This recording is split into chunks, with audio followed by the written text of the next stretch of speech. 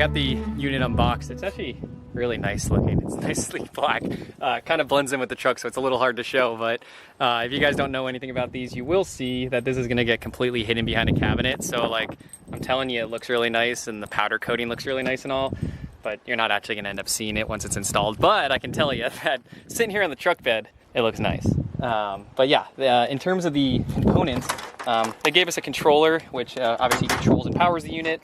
We've got our exterior venting parts, which will be used to kind of get everything to the outside of the unit, and then all the mounting screws and parts, and then the actual unit. There's really not much to these furnaces. Overall, most of it's already pre-manufactured and built within. It's really just a bunch of wires, not even a bunch, probably 1, 2, 3, 4, maybe 4 wires, a propane line, and then you just got to get the exhaust pushed outside.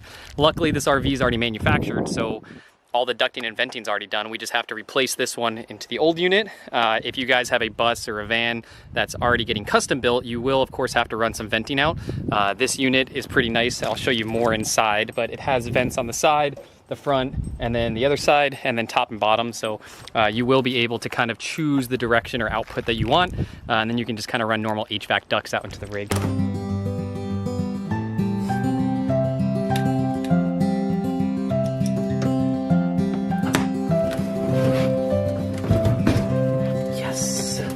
All right, on these units, I mean, really any big, 3,500 BTU unit, you need to let out so much air because it produces so much heat on the vents that are inside of here. There's like big coils that are actually producing the heat. If you don't, it's gonna go into overheat mode, so you gotta pull out so many. On this one, you need to put out 4, so you can be like 1, 2, 3, 4, 2 on the other side, 2 on the top, 1 on the bottom, anything like that. Because, like I said, on this install, we're gonna be going down into the floor vents.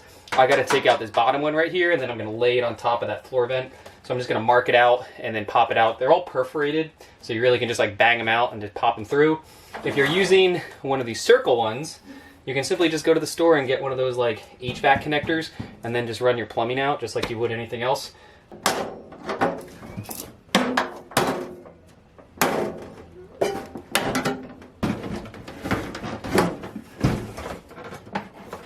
We've got our exhaust and out going right there. We've got the wires right back there. We just got to connect them into these. And then we've got this unit. This unit just gets plugged in to wire connections that are back there, and then the unit is done. I will say that if anyone's interested in purchasing this unit, there is a link in the description. You guys can check that out. Head over there, look at the furnaces, look at the water heaters. You're gonna see what might work for your build.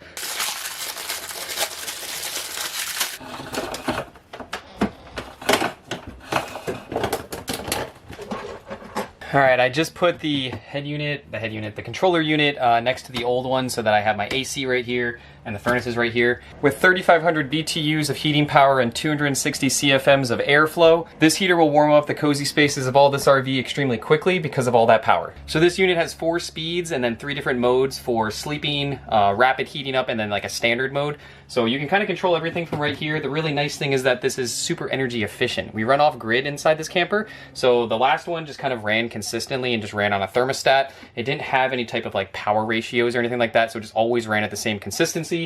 This one I can program so that it will actually run differently at night when I'm sleeping or during the day when it's standard, which will really save a lot of power on the solar system. And what I did previously, before this install, was I put these vents in with dampers so that not only can I control the 4 power levels and 3 modes on this Fogatti unit, I can also control all the different dampers and kind of control throughout the rig, which is going to just give me a real efficient way to control this heating situation in here. If any of you ever lived in an RV or on the road, you know that it's kind of difficult to keep these things warm. They're not exactly built for full-time winter use.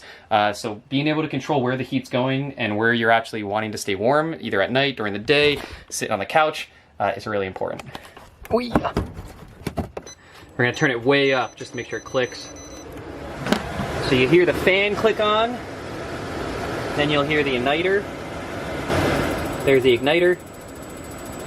Boom, there's the flame. And then it's gonna start warming up and start pushing. All right, so now you go, now it's pushing air. And now, we've got warm air. Ah.